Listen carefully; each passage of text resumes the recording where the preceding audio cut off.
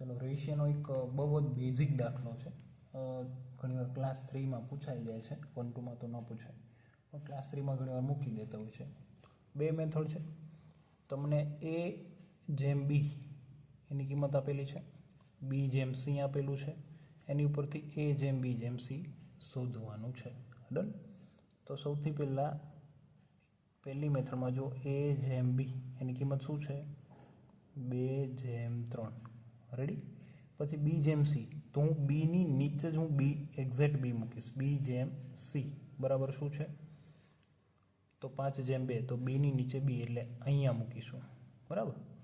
આ બીની કિંમત છે ને, તો એની જ નીચે આ બીની કિંમત 5/2. હવે શું કરી શકાય? તો આ બંને કિંમતને મારે સરખી કરવી પડશે. કઈ રીતે? તો એકબીજાની સંખ્યા એકબીજા સાથે ગુણી નાખો.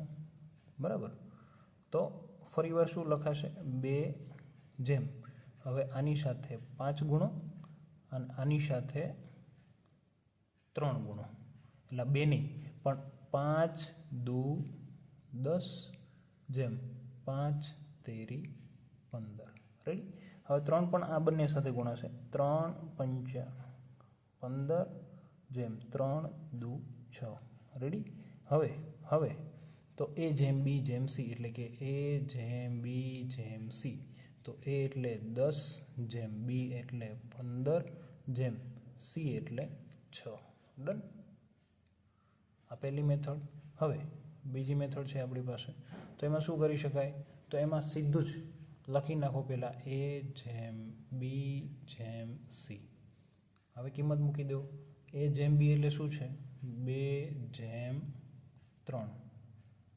હવે અહીંયા તો જે આ છે ને એ જ કિંમત અહીંયા મૂકી દો એટલે 3. રેડી.